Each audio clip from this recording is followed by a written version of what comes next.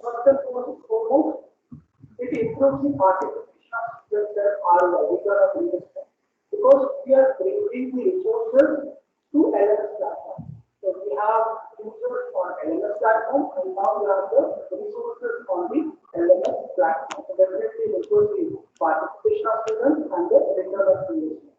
It reduces the risk of sharing the broker access happens. Like we have topics on 2 minute बेटा wait कर लेते हैं और बच्चे ऐड हो जाए फिर start.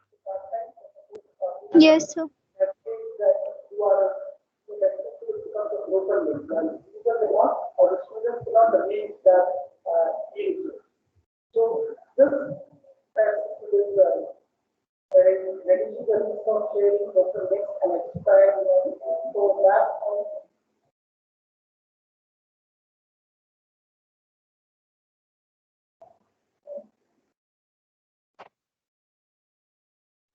Good afternoon, sir.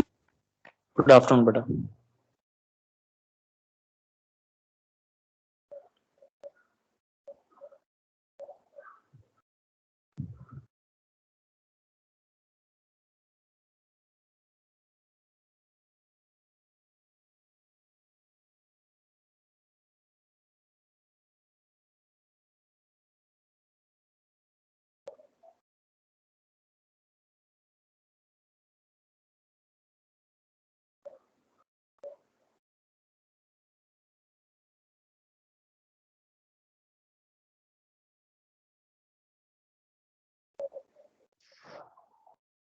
Good afternoon, sir. Good afternoon बेटा।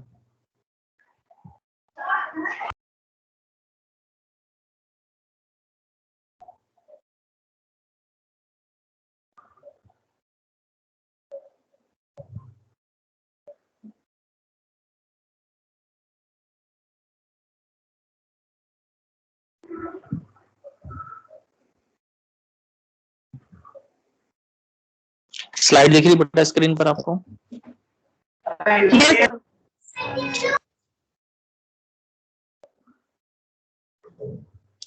लास्ट क्लास कल क्लास नहीं ली थी क्या आप? क्या चीज? सर आपने कल क्लास नहीं ली थी? नई क्लास हुई थी? क्लास चलिए रिवाइज कर दे रहे फिर से, कोई दिक्कत। जी सर। लास्ट क्लास में हम लोगों ने डिस्कस किया था बिजनेस रिसर्च। बिजनेस रिसर्च क्या है? तो हमने कहा था कि जनरली जो रिसर्च है, कई तरह की रिसर्च है, लेकिन हम क्योंकि यहाँ पर बिजनेस से रिलेटेड जो भी है इंक्वायरी वो कर रहे हैं, इस वजह से बिजनेस रिसर्च को हम यहाँ इंपॉर्टेंस दे रहे हैं या बिजनेस रिसर्च पर स्टडी कर रहे हैं।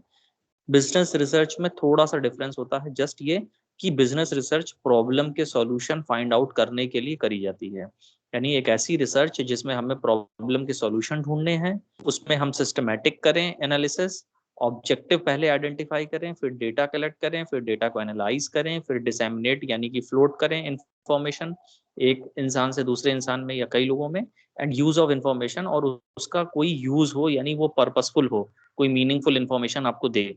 तो ऐसी रिसर्च क्या कहलाती है? बिजनेस रिसर्च कहलाती है। फिर हमने प्रोसेस की बात करी थी कि जो बिजनेस रिसर्च का प्रोसेस है उसके डिफरेंट स्टेप्स होते हैं। पहला स्टेप होता है प्रॉब्लम डेफिनेशन, कि प्रॉब्लम को सबसे पहले हम डिफाइन करें कि हमारी प्रॉब्लम क्या है। जब हमें प्रॉब्लम डिफाइन हो जाएगी तभी हम क्या कर सकते हैं, आगे प्रोसीड कर सकते हैं। फिर development of an approach to the problem, problem को कैसे अप्रोच करना है, यानी हमें डिस्क्रिप्टिव रिसर्च करनी है, एक्सप्लोरेटरी करनी है, एक्सप्लेनेटरी करनी है, कैसी करनी है, वो अप्रोच डिसाइड करें, ताकि आगे जो टेक्निक्स हम सुटेबल लेंगे वो उसके अकॉर्डिंग हम डिसाइड करेंगे। Then research design formulation, research design क्या है? एक ब्लूप्रिंट है या एक फॉर्मल प्लानिंग है कि कैसे हम रिसर्च को आगे कंटिन्यू करते हैं, तो वो रिसर्च डिजाइन है।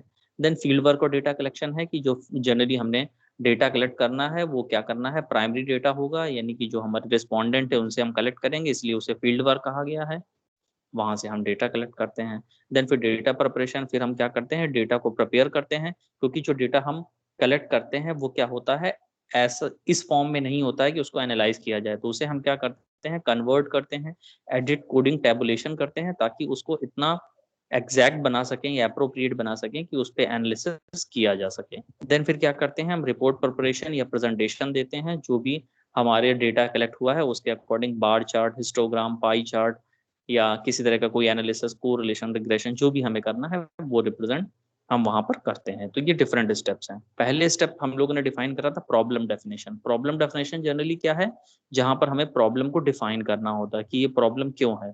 तो सबसे पहले हम लोग बात करते हैं पर्पस ऑफ स्टडी की, पर्पस क्या है, ऑब्जेक्टिव क्या है, क्यों हम इस रिसर्च को कर रहे हैं। तो जनरली हमारे पास कोई प्रॉब्लम आई होगी जिसका हमें सॉल्यूशन ढूंढना है, इस वजह से हम रिसर्च को कर रहे हैं, तो हमारा पर्पस ये हो गया। रिलेवेंट बैकग्राउंड इन्फॉर्मेशन, ये प्रॉब्लम आई कहाँ से, यानी कैसे अराइज हुई, इसके कॉजेस क्या थे, सिम्टम्स क्या थे, वो हम डिसाइड करते हैं, तो ये प्रॉब्लम डेफिनेशन में आता है। देन फिर हम देखते हैं how it will be used in decision making, अगर हम प्रॉब्लम का सॉल्यूशन ढूंढेंगे तो ये हमारी किस तरह से मदद करेगा, यानी कितना हमें प्रैक्टिकल इम्प्लीकेशन होगा, इससे फायदा क्या होगा अगर हम प्रॉब्लम का सॉल्यूशन ढूंढ लेते हैं। तो ये सारी चीजें हम क्या करते हैं, प्रॉब्लम डेफिनेशन जो पहला स्टेप है उसमें हम आइडेंटिफाई करते हैं या ढूंढते हैं, ताकि हम आगे प्रोसीड कर सकें। जनरली जो प्रॉब्लम डेफिनेशन है उसके हमें आउटकम्स कहाँ से मिलेंगे, इन लोगों से जब हम डिस्कस करेंगे। किन लोगों से डिस्कस करेंगे, पहला तो डिसीजन मेकर। प्रॉब्लम का सॉल्यूशन कौन अच्छे से बता सकता है, जो डिसीजन मेकर है, जिसको डिसीजन मेकिंग दी गई है, रिस्पॉन्सिबिलिटी दी गई है, या जिसके पास डिसीजन मेकिंग कैपेबिलिटीज है, तो उसको पता है कि प्रॉब्लम कैसी है, उसका सॉल्यूशन क्या हो सकता है, तो डिसीजन मेकर से डिस्कस करें हम।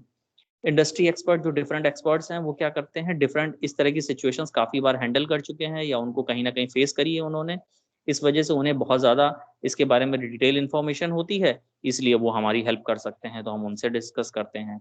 सेकेंडरी डेटा एनालाइज इसलिए करते हैं क्योंकि सेकेंडरी डेटा में जो रिलेटेड प्रॉब्लम है, शायद सिमिलर प्रॉब्लम पहले किसी ने फेस करी हो और उसकी अप्रोच कैसी थी वो हमें पता चल जाएगा, तो सेकेंडरी डेटा हमें हेल्प कर सकता है। क्वालिटेटिव रिसर्च क्या होता है, फोकस ग्रुप, यानी कि जो सेलेक्टेड ग्रुप हैं, जो फैमिलियर हैं इस पर्टिकुलर प्रॉब्लम से, उनसे हम एक सैंपल करते हैं या ट्रायल करते हैं कि ये जो प्रॉब्लम है उसके सॉल्यूशन हम इस तरह से ढूंढना चाहते हैं, क्या ये प्रैक्टिकली पॉसिबल होगा, तो वो चीज़ें हमें वहाँ पर क्लियर हो जाती हैं। तो प्रॉब्लम डेफिनेशन में हम इस अप्रोच को करते हैं। फिर आगे हम बढ़ते हैं सेकंड स्टेप की तरफ। सेकंड स्टेप क्या है हमारा, development of approach to the problem, कि प्रॉब्लम की अप्रोच क्या होगी, कैसे उसके सॉल्यूशन हम ढूंढेंगे। सेकंड अप्रोच में हम क्या करते हैं, सबसे पहले फॉर्मुलेट ऑब्जेक्टिव थ्योरेटिकल फ्रेमवर्क। हम या तो ऑब्जेक्टिव फॉर्मुलेट करते हैं कि कौन कौन से सब ऑब्जेक्टिव होंगे, जैसे हमने कहा एम्प्लॉय सेटिस्फेक्शन हम कर रहे हैं, तो एम्प्लॉय सेटिस्फेक्शन में हमारा क्या क्या और सब ऑब्जेक्टिव होंगे। मान लीजिए हमने कहा प्राइमरी ऑब्जेक्टिव है हमारा कि एम्प्लॉयज को क्या जो कंपनसेशन प्लान है वो सही है कि नहीं, फिर फिजिकल एनवायरनमेंट से वो सेटिस्फाई है कि नहीं, फिर हमने कहा कम्युनिकेशन गैप है कि नहीं वहां पर। तो ये सारे क्या है, सब ऑब्जेक्टिव्स हैं या वो चीजें हम पता करना चाह रहे हैं। तो डिफरेंट ऑब्जेक्टिव्स होते हैं या सब ऑब्जेक्टिव्स होते हैं, उसके अकॉर्डिंग एक थ्योरेटिकल फ्रेमवर्क हम बना लेते हैं। फिर हम एनालिटिकल मॉडल्स, एक मॉडल फ्रेम करते हैं कि कैसे हम एनालाइज करेंगे, कैसे चीजें पता करेंगे। तो डिफरेंट जो रिलेशंस होते हैं, जैसे हमने कहा ना जॉब सेटिस्फेक्शन, तो जॉब सेटिस्फेक्शन रिलेटेड है कंपनसेशन प्लान से, फीडबैक उससे, कम्युनिकेशन से, आपके relationship with supervisor, relationship with coworkers, relationship with seniors. Then फिर आपका आएगा फिजिकल एनवायरनमेंट, ठीक है, एम्प्लॉयज कमिटमेंट या ऑर्गेनाइजेशनल कमिटमेंट। तो ये सारी चीजें क्या करती हैं, हमें हेल्प करती हैं हमारी प्रॉब्लम के अप्रोच की तरफ जाने के लिए। तो एनालिटिकल मॉडल एक बना लेते हैं हम। फिर रिसर्च क्वेश्चन, रिसर्च क्वेश्चंस क्या होते हैं, बेसिकली जो आइडिया है, हमारा आइडिया क्या था, जॉब सेटिस्फेक्शन के बारे में पता करना, उसी से हमारा क्या बनता है, रिसर्च क्वेश्चन बनता है। रिसर्च क्वेश्चन जनरली क्या होता है, जो हमारा प्राइम ऑब्जेक्टिव होता है वही कन्वर्ट होकर रिसर्च क्वेश्चन में बन जाता है। तो रिसर्च क्वेश्चन हमारा क्या है, मान लीजिए जैसे जॉब सेटिस्फेक्शन हमें अब पता करना है कि कितने लोग जॉब से सेटिस्फाई हैं, तो हमारा जो रिसर्च क्वेश्चन है वो क्या है, to analyse the satisfaction level of employees in particular organisation, ये हमारा रिसर्च क्वेश्चन है। देन आया आइडेंटिफाइंग द इन्फॉर्मेशन नीडेड, फिर हम देखते हैं कि इन्फॉर्मेशन की जरूरत क्यों है हमें, क्यों इस पर्टिकुलर इन्फॉर्मेशन की जरूरत है, तो इन्फॉर्मेशन नीडेड क्यों है वो हम पता करते हैं। इसके लिए हम हेल्प कहाँ से लेंगे, मैनेजमेंट, इंडस्ट्री एक्सपर्ट, फिर वही जो इंडस्ट्री एक्सपर्ट्स हैं वो ज़्यादा अच्छे से प्रॉब्लम को डिफाइन कर सकते हैं, उनसे हमें हेल्प मिल सकती है। सेकेंडरी डेटा से हमें जो एनालिटिकल मॉडल है वो क्लियर हो जाते हैं कि ऐसे कौन कौन से फैक्टर्स हैं जो जॉब सेटिस्फेक्शन से इन्फ्लुएंस होते हैं, यानी उन फैक्टर्स को हम स्टडी में ले सकते हैं या उनके स्टडी की जा सकती है, तो वो हमें हेल्प करेगा। Qualitative research generally focus group, जो फोकस ग्रुप हैं, सेलेक्टेड ग्रुप्स हैं, उनसे हम डिस्कस करते हैं, उनसे हम बात करते हैं और उसके बेसिस पे हम अप्रोच अपनी डिसाइड कर लेते हैं, तो वो हो सकता है। देन फिर हम आता है step 3, research design formulation. Research design जो फॉर्मुलेशन है वो बेसिकली क्या है, आपका एक फॉर्मल प्लानिंग है कि कैसे आपको रिसर्च करनी है या कैसे रिसर्च में आगे बढ़ना है। पहला उसमें चीजें आती हैं, इंफॉर्मेशन नीडेड, हमें इंफॉर्मेशन की जरूरत क्यों है, तो हमारा रिक्वायरमेंट क्या है, हम पहले वो पता करते हैं। फिर सेकेंडरी डेटा एनालिसिस, जो भी सेकेंडरी डेटा अवेलेबल हैं वो पता करते हैं कौन कौन से इससे रिलेटेड डेटा हमें मिल जाएंगे या इससे रिलेटेड डेटा जो है वो अवेलेबल हैं, वो पता कर लेते हैं। देन क्वालिटेटिव रिसर्च, फिर हम क्या करते हैं, क्वालिटेटिव रिसर्च करते हैं। यानी क्वालिटेटिव रिसर्च में हम डिफरेंट क्वेश्चंस के ढूंढने की कोशिश करते हैं कि कैसे हम फॉर्म कर सकते हैं, डिस्कस करते हैं लोगों से, रिस्पोंडेंट से, कि कैसे क्वेश्चन होने चाहिए, क्या वो एक्सपेक्ट कर रहे हैं प्रोडक्ट में या सर्विसेज में, उससे रिलेटेड क्वेश्चन फॉर्म करने के लिए क्वालिटेटिव रिसर्च करना जरूरी है। क्वालिटेटिव रिसर्च जनरली जैसे क्वेश्चन हुआ आपका, what do you feel about this product, आप इस प्रोडक्ट के बारे में क्या सोचते हैं, या are you how much you are satisfied with this product, ठीक है, या what specific feature you are liked for this product. तो इस तरह के जो क्वेश्चन है वो क्या, क्वालिटेटिव, यानी वो हमें एक एग्जैक्ट पर्टिकुलर डायरेक्शन बता देते हैं कि एग्जैक्ट अप्रोप्रिएट क्वेश्चन हमारा क्या होगा, जो हम रिस्पोंडेंट से पूछ सकते हैं या जिन पे हम स्टडी कर सकते हैं, तो उसमें वो हमें हेल्प करते हैं। तो हमारा ये हो सकता है, इस वजह से हम कर रहे हैं। Then methods of collecting quantitative data, कैसे हमें डेटा कलेक्ट करना है, तो डिफरेंट मेथड्स हैं। सर्वे मेथड होते हैं जिसमें हम जनरली, आपने फीडबैक्स देखे होंगे, कुछ क्वेश्चनियर्स होते हैं, लोग आपके पास आते हैं, कुछ सवाल पूछते हैं, उसको फिल करते हैं। ऑब्जर्वेशंस, मैकेनिकल इंस्ट्रूमेंट कैसे, और जैसे कैमरा लगा दिया, ऑडियो मीटर लगा दिया, रिकॉर्डिंग करी, तो वो भी एक मेथड हो सकता है डेटा कलेक्शन का। एक्सपेरिमेंटेशन, कोई ट्रीटमेंट जैसे साइंस लेबोरेटरीज में होता है, डिफरेंट तरह का केमिकल्स हैं उनसे रिएक्शन करवाई जाती है, या जो ऑपरेटर्स हैं उनको किसी तरह से ऑपरेट किया जाता है और उससे कुछ चीजें तैयार करी जाती हैं, तो एक्सपेरिमेंटेशन हो सकता है। Measurement and scaling procedure, measurement इसलिए क्योंकि जनरली हमें कैसे उसकी रिलायबिलिटी और वैलिडिटी चेक करनी है, उसके लिए जनरली हमने कल भी बात करी थी, हम क्या करते हैं, 5 पॉइंट लिकर्ट स्केल यूज करते हैं, जो जनरली क्या होता है, स्ट्रांगली एग्री से स्ट्रांगली डिसएग्री तक जाता है, जिसमें हम रेटिंग करवाते हैं। रेटिंग हम इसलिए करवाते हैं क्योंकि हम जब एनालिसिस करते हैं तो हम न्यूमेरिकल डेटा को हम इजीली एनालाइज कर सकते हैं, इसलिए हम हमेशा कोड में बात करते हैं। तो 1 2 3 4 5 इस तरह से हम स्टेटमेंट को क्या करते हैं, कोडिंग कर देते हैं, और देन उसके अकॉर्डिंग फिर हम क्या करते हैं, रिस्पॉन्सेस कलेक्ट करते हैं। तो मेजरमेंट स्केलिंग इसलिए इंपॉर्टेंट है, और वो बताती है कि हमने जो क्वेश्चन पूछे हैं वो कितने रिलायबल हैं और कितने वैलिड हैं। क्वेश्चनियर डिजाइनिंग, उसके बाद हम क्वेश्चनियर डिजाइन करते हैं कि प्रॉपर क्वेश्चंस कौन कौन से होने चाहिए, उनकी सीक्वेंस क्या होनी चाहिए, किस तरह से उसको प्रॉपर अरेंज करेंगे, कब क्वेश्चन किससे पूछा जाएगा, शफलिंग कैसे हो सकती है क्वेश्चंस की, वो। Then sampling process and sample size, sample size क्या है डिफरेंट क्वेश्चंस का, तो सैंपल प्रोसेस क्या है, हमने कहा डिफरेंट तरह की सैम्पलिंग मेथड्स होते हैं, प्रोबेबिलिटी मेथड्स होते हैं, नॉन प्रोबेबिलिटी मेथड्स होते हैं, वो हम लोग नेक्स्ट यूनिट में आगे पढ़ेंगे। तो अभी उस पर हम ना जाके हम कहते हैं कि कौन सा सैम्पलिंग मेथड हमारे लिए अप्रोप्रिएट रहेगा, वो डिसाइड करता है कि हमारी रिक्वायरमेंट क्या है, हमारे पास फंड्स कितने अवेलेबल हैं और टाइम हमारे पास कितना है, उसके अकॉर्डिंग हम डिसाइड करते हैं कि सैम्पलिंग मेथड कौन सा होगा, और हम सैंपल साइज कितना लेंगे, कि कितना सफिशिएंट होगा, हम 1000 लोगों से रिस्पॉन्स लें, हम 100 लोगों से रिस्पॉन्स लें, हम 10,000 से रिस्पॉन्स लें, कि हम 500 से रिस्पॉन्स लें।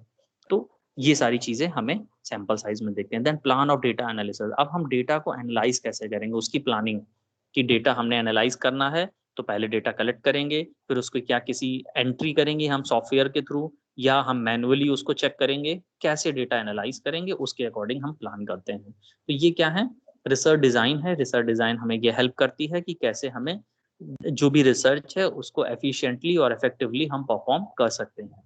देन नेक्स्ट स्टेप आता है स्टेप 4। स्टेप 4 क्या है, फील्ड वर्क और डेटा कलेक्शन, यानी हमने सब कुछ तैयार कर लिया, हमें क्या क्वेश्चन पूछने हैं, किन से पूछने हैं, अब हमें क्या करना है, डेटा कलेक्ट करना है।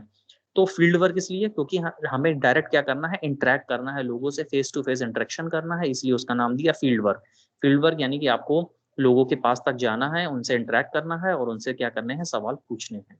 तो मेथड हो सकता है पर्सनल इंटरव्यू, इसमें जनरली हम क्या करते हैं, फेस टू फेस इंटरेक्शन करते हैं। वो पर्सनल इंटरव्यू आप उसके इन होम, यानी जो भी रिस्पोंडेंट है उसके घर जाकर पूछ सकते हैं। मॉल इंटरसेप्ट यानी कि मेल इंटरसेप्ट कह रहे थे, मॉल इंटरसेप्ट यानी ऐसी कोई प्लेस जहां पर ज्यादा से ज्यादा आपको रिस्पोंडेंट मिल सके। जैसे हमने कहा हमें यूथ का डेटा कलेक्ट कर रहे थे, तो हम क्या करेंगे, किसी कॉफी शॉप में जाएंगे, या किसी कॉलेज में जाएंगे, किसी इंस्टीट्यूट्स में जाएंगे, या किसी मॉल में जाएंगे, तो वहां पर हमें क्या होते हैं, एक साथ कई सारे रिस्पोंडेंट मिल जाते हैं। तो उसका फायदा हमें ये होता है कि हमें अगर ज्यादा नंबर्स चाहिए रिस्पोंडेंट्स के डेटा कलेक्ट करने के लिए तो एक बार में ही हमें ज्यादा से ज्यादा लोग मिल सकते हैं। तो मॉल इंटरसेप्ट हम इस्तेमाल कर सकते हैं कि ऐसा प्लेस जहां पर ज्यादा से ज्यादा रिस्पोंडेंट मिल जाए हम वो कर सकते हैं।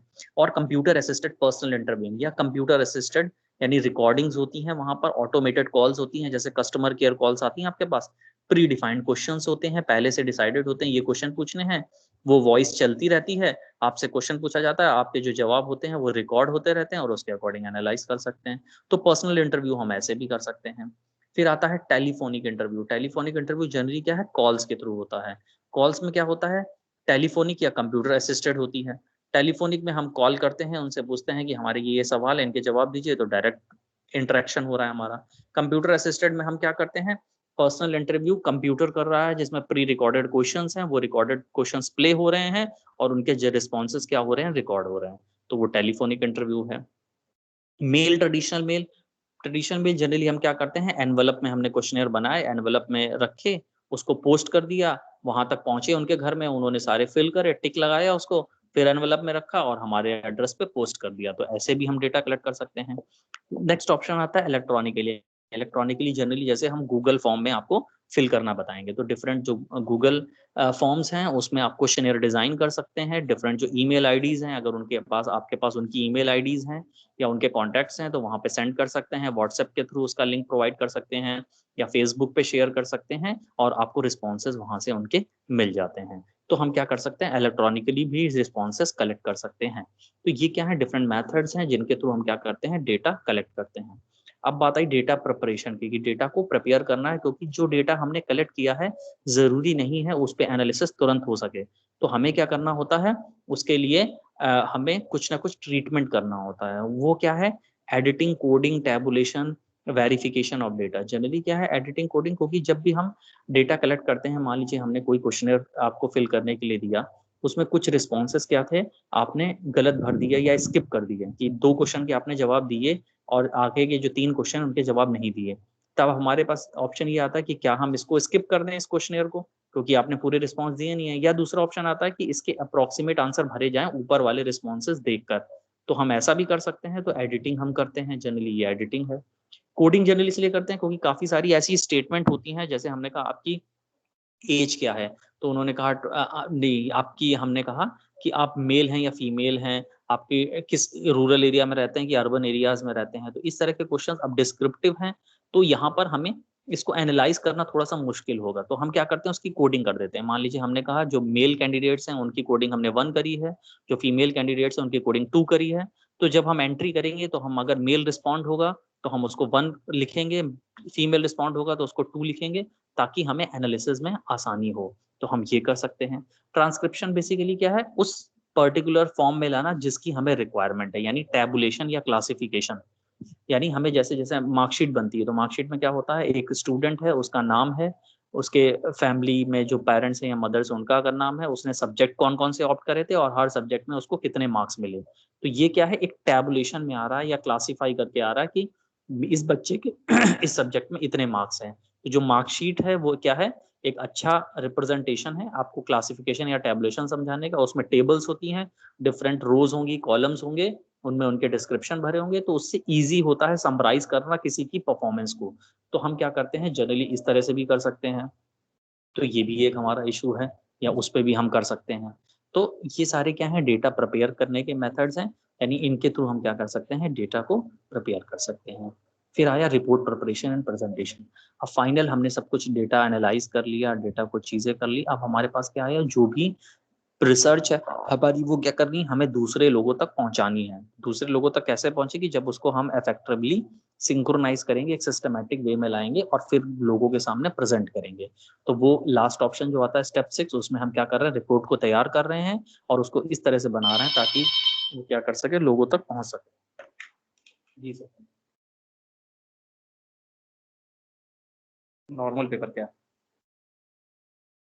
क्यों? अरे तो आप दे दीजिए, मना देंगे। अच्छा नहीं क्या लगता, टेस्टी तो करना, उसमें 10 मिनट बन जाता। हम्म।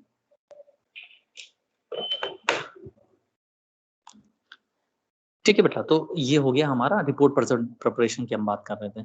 तो हमने कहा कि address the specific research question identified. सबसे पहले हम किस रिसर्च क्वेश्चन को लेके चल रहे हैं, यानी मेन प्रॉब्लम क्या है, क्या डिस्कस करना चाहते हैं, उसके बारे में डिटेल में हम बात करते हैं। देन फिर हमारे पास आता है कि डिस्क्राइब द अप्रोच, हमारी अप्रोच क्या है, हम क्या अप्रोच लेके चल रहे थे, उस अप्रोच को हमने डिस्क्राइब करा कि हमारी एक्सप्लोरेटरी रिसर्च है, हमारी डिस्क्रिप्टिव रिसर्च है, कैसी रिसर्च है, वो सारी चीजें हमने डिस्क्राइब करी। देन फिर हमारे पास आया option the research design. Research design क्या है हमारा, किस तरह का हमारा फ्रेमवर्क है, वो किस तरह की हमने डेटा कलेक्ट करा, प्राइमरी डेटा लिया, सेकेंडरी डेटा लिया, सैंपल साइज क्या था, सैम्पलिंग मेथड कौन सा था, वो सारी चीजें हम research design. Then data collection, data collection में जो भी चीजें डेटा है कैसे कलेक्ट करी हैं, क्या सर्वे करा है, क्या ऑब्जर्वेशन करा है, क्या एक्सपेरिमेंटेशन किया है वो। Then data analysis procedure, data को एनालाइज कैसे किया है, क्या हमने एडिटिंग कोडिंग किसकी तरफ गए थे, उसके अकॉर्डिंग करा था। देन प्रेजेंट द रिजल्ट, उसके बाद हम रिजल्ट प्रेजेंट करते हैं। रिजल्ट प्रेजेंट ग्राफिकली भी आप कर सकते हैं, जनरली जैसे हमने देखा होगा हिस्टोग्राम है, बार चार्ट है, पाई चार्ट है, ये सारी चीजें हम करते हैं तो उसके बेसिस पे कर सकते हैं। देन फिर हम क्या करते हैं, मेजर फाइंडिंग, जो की फाइंडिंग्स, यानी हमने जो रिसर्च स्टार्ट करी उसका मेन जस्ट क्या आया, मेन इंफॉर्मेशन हमें क्या मिली। जो की फाइंडिंग्स होती हैं उनको एक पेज पे समराइज करा जाता है, बताया जाता है कि ये रिसर्च हमने स्टार्ट करी थी, उसमें हमारी अप्रोच ये थी और हमें ये रिजल्ट मिलकर आए या ये फाइंडिंग्स मिली। जैसे जनरली जो साइंस के स्टूडेंट्स हैं उन्होंने भी देखा होगा, कोई प्रैक्टिकल करते थे वो फिजिक्स का या केमिस्ट्री का, तो लास्ट में क्या करते थे, समरी लिखते थे रिजल्ट, कि ये रिजल्ट फाइंड आउट हुआ या ये ऑब्जर्वेशंस आई। तो ये बेसिकली क्या है, हमारे रिपोर्ट प्रिपरेशन है या प्रेजेंटेशन है, जो हमारी बात को या हमारी जो रिसर्च है उसको दूसरों लोगों तक इफेक्टिवली पहुंचाते हैं। तो ये क्या है, हमारी बिजनेस रिसर्च है। और बिजनेस रिसर्च के प्रोसेस हैं कि बिजनेस रिसर्च क्या होती है और उसके इफेक्टिव प्रोसेस। जी सर।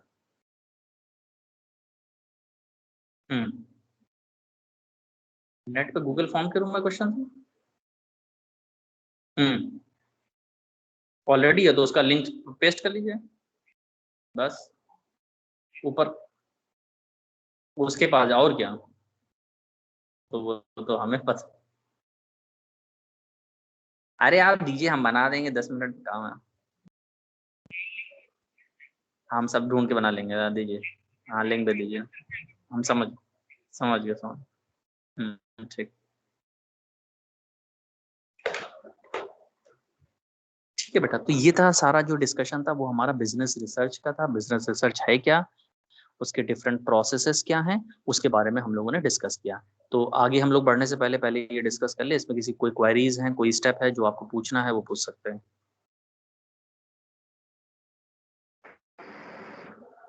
किसी को कोई स्टेप ना समझ में आया वो पूछना हो पूछ सकते हैं।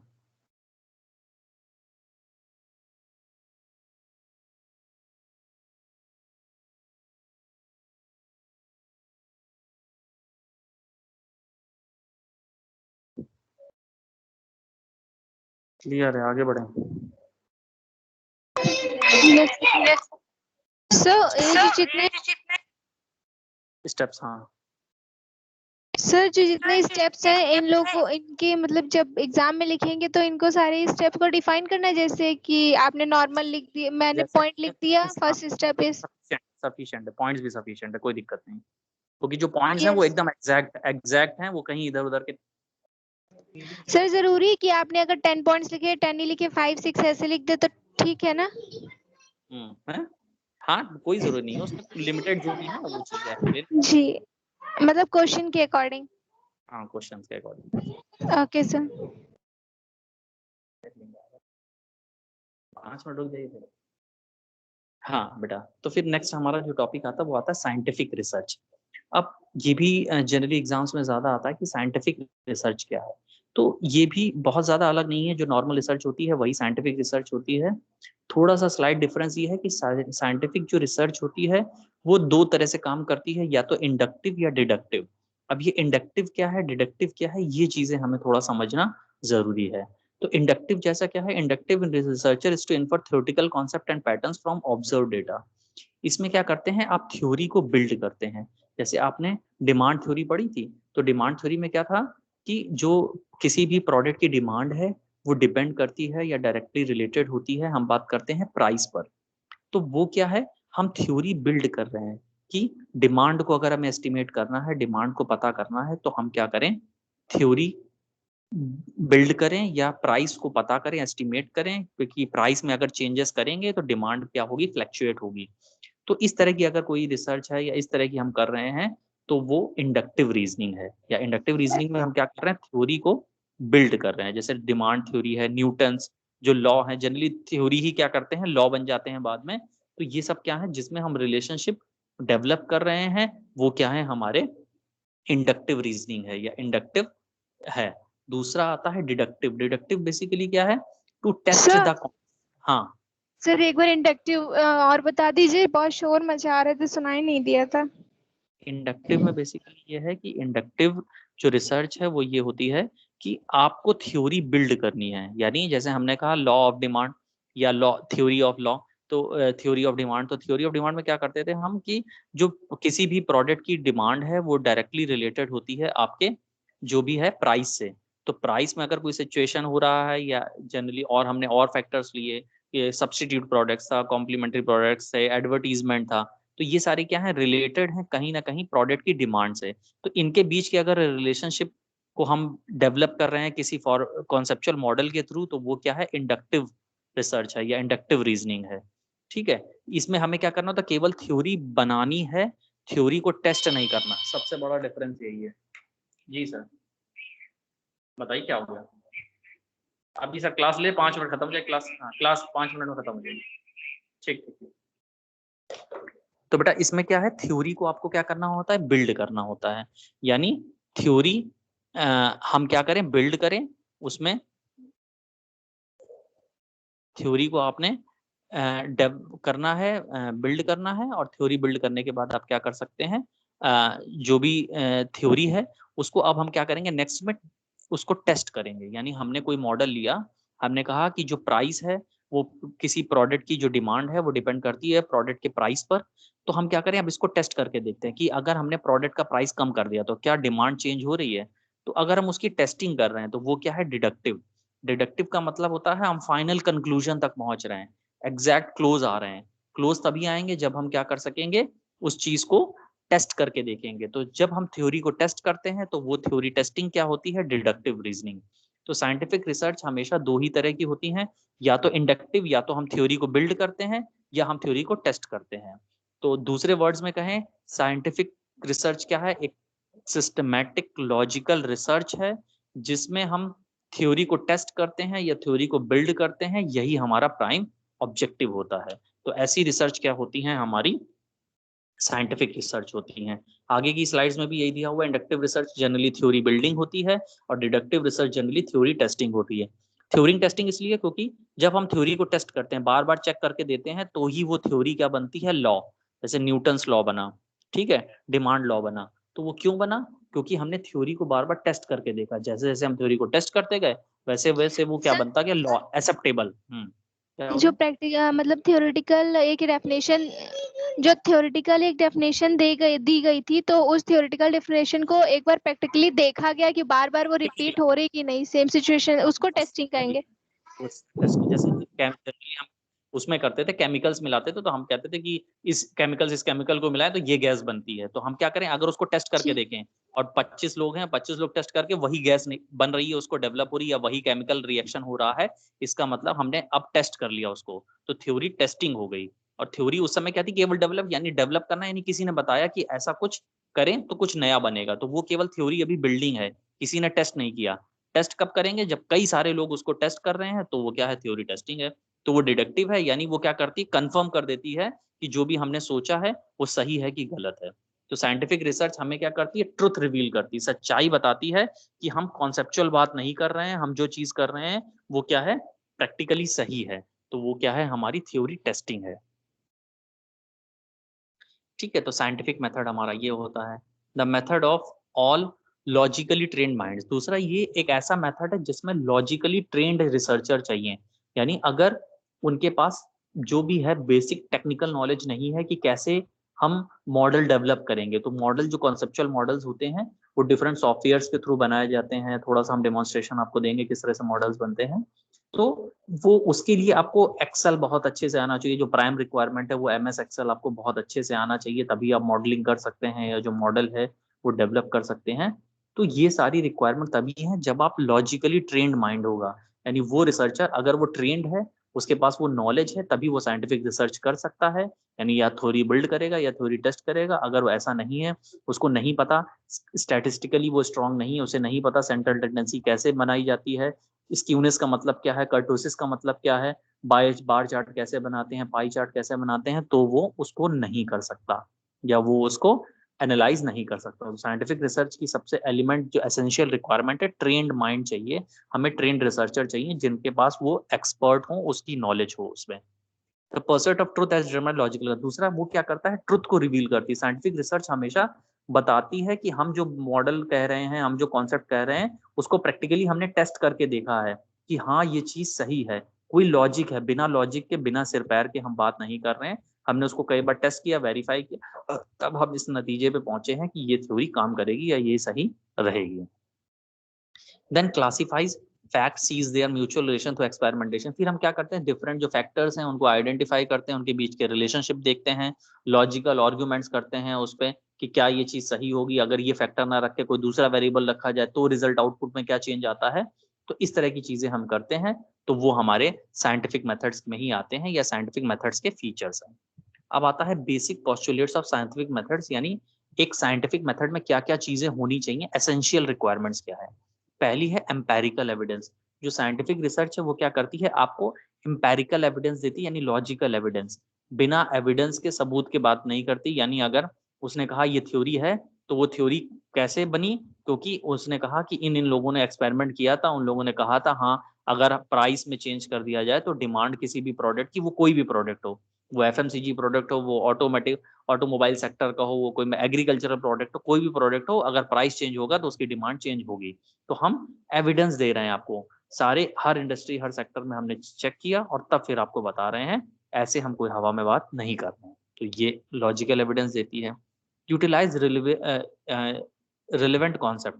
दूसरा, ये जो रिलेवेंट कॉन्सेप्ट है उसको क्या करती है, यूटिलाइज करती है, वो बताती है कि कैसे हम क्या कर सकते हैं, जो भी रिलेटेड जो हम डिस्कशन कर रहे हैं उसका प्रैक्टिकल हम कैसे यूज कर सकते हैं, तो वो हमें बताती है। Committed to any objective consideration. दूसरा, हम हमेशा जो भी साइंटिफिक रिसर्च होती है ऑब्जेक्टिव को ध्यान में रखकर होती है, ऑब्जेक्टिव से कभी वो डेविएट नहीं होती है। हमेशा जो भी ऑब्जेक्टिव है उससे रिलेटेड वो जो चीज है वो वहां पर आती है। अगर ऑब्जेक्टिव ओरिएंटेड नहीं है तो वो साइंटिफिक रिसर्च भी नहीं है। Then presupposes ethical neutrality. वो एथिकल न्यूट्रलिटी बताती है कि कैसे एथिकली वो सही है, यानी क्या कॉपी तो नहीं करी गई है, किसी ने उसको जस्ट किसी और की रिसर्च थी और उसको अपना इनिशिएट वो ले रहे हैं, उसका क्रेडिट ले रहे हैं, तो ऐसा तो नहीं है। जो कॉपीराइट पेटेंट पे हम लोगों ने वर्कशॉप करी तो वो यही था कि किसी की चीज कॉपी नहीं होनी चाहिए, उसको उसका एप्रिसिएशन मिलना चाहिए जो उसने चीज खोजी है या जो चीज बताई है। तो किसी तरह का एथिकली हम न्यूट्रल कर रहे हैं, हम सारी चीजें सही कर रहे हैं, एथिकली वो सही है कि नहीं। Result in probabilistic prediction. Generally हम साइंटिफिक रिसर्च में प्रोबेबिलिस्टिक एजम्पशन करते हैं, अभी हम आगे इसमें बताएंगे। प्रोबेबिलिस्टिक एजम्पशन इसलिए क्योंकि हम ये कहते हैं ये जो हमारा रिसर्च है ये 95% करेक्ट है या 99% करेक्ट है, तो हम प्रोबेबिलिटी की बात करते हैं यहाँ पर। हम ये नहीं कहते हैं कि ये जो चीज है ये 100% श्योर है, तो हम केवल अनुमानित चीजें बता रहे हैं यहाँ पर, श्योरिटी के बारे में हम उसको नहीं बता सकते हैं। तो प्रोबेबिलिस्टिक असम्पशंस होता है साइंटिफिक में। Methodology is made note all practical scrutiny and testing through application. और जो भी मेथोडोलॉजी है वो कैसे आती है, कई बार टेस्ट करने के बाद, रेप्लीकेशंस यानी बार बार हम उसको ट्राई करके देखते हैं, कुछ चेंजेस लाते हैं और वो करते हैं। यानी जैसे अपने लैब में इंस्ट्रूमेंट कोई एक्सपेरिमेंट करते हैं तो बार बार क्या करते हैं ना, केमिकल्स चेंज करके देखते हैं कि अब क्या हो सकता है, अब क्या रिएक्शन होगा। तो रेप्लीकेशंस करके देख रहे हैं हम, चेंजेस करके देख रहे हैं, और क्या रिजल्ट में कोई वेरिएशन आ रहा है उसको हम ट्राई करते हैं, तो वही क्या है, साइंटिफिक रिसर्च है। तो ये क्या है, बेसिक एलिमेंट्स हैं या बेसिक पॉस्टुलेट्स हैं जो साइंटिफिक मेथड्स में होने चाहिए। अगर ये सब हैं तो वो साइंटिफिक रिसर्च है। इसमें किसी को कुछ पूछना है?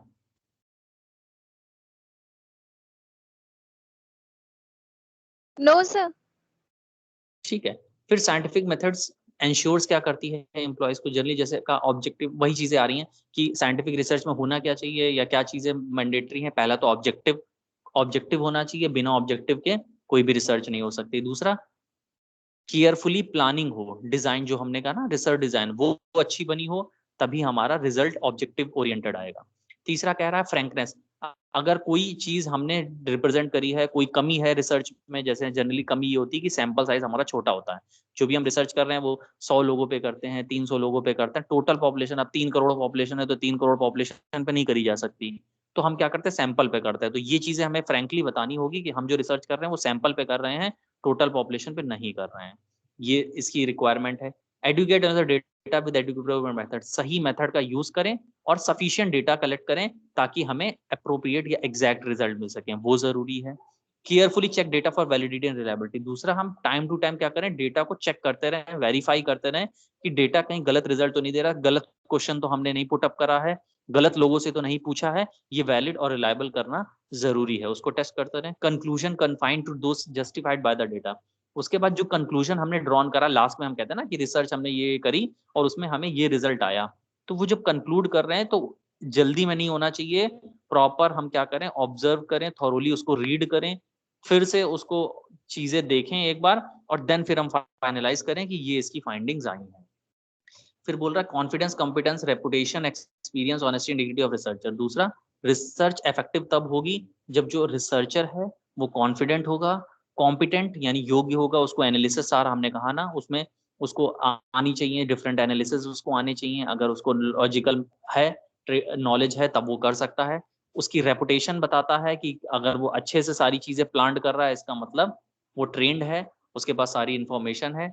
एक्सपीरियंस है, ऑनेस्टी है, उसको ऑनेस्टी इसलिए है क्योंकि वो क्या कर रहा है, फ्रैंकली बता रहा है कि मैंने केवल 100 लोगों पे रिसर्च करी है, टोटल पॉपुलेशन पे नहीं करी है, तो ये चीजें बता सकता है या ये चीजें वो मेंशन कर सकता है। दूसरा, इंटीग्रिटी ऑफ रिसर्चर, दूसरा क्योंकि कोई भी रिसर्च जो होती है इंडिविजुअल नहीं होती, वो ग्रुप एफर्ट्स होते हैं, कई लोग इन्वॉल्व होते हैं। आप अगर रिसर्च कर रहे हैं तो कोई किसी भी फील्ड में रिसर्च कर रहे हो तो रिस्पॉन्डेंट आपसे जुड़े हैं, अगर वो लोग रिस्पॉन्स सही नहीं देंगे तो आपकी रिसर्च नहीं हो सकती।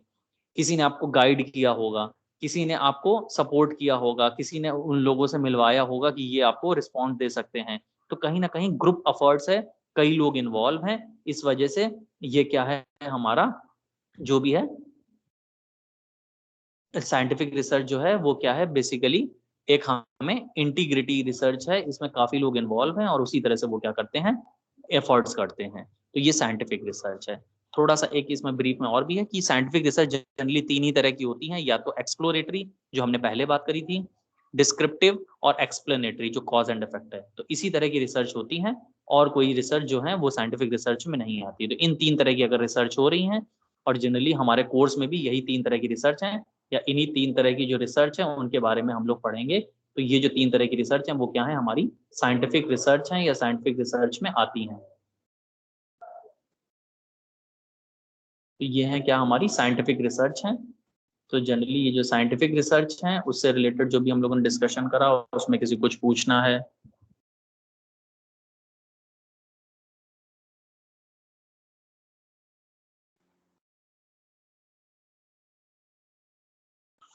सर अभी आज नहीं क्योंकि सर कल क्लास ले नहीं पाते, तो आज की क्वेरी सर कल पूछ लेंगे। ठीक, जी सर।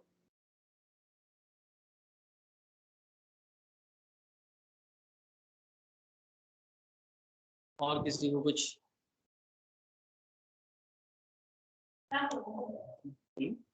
No sir.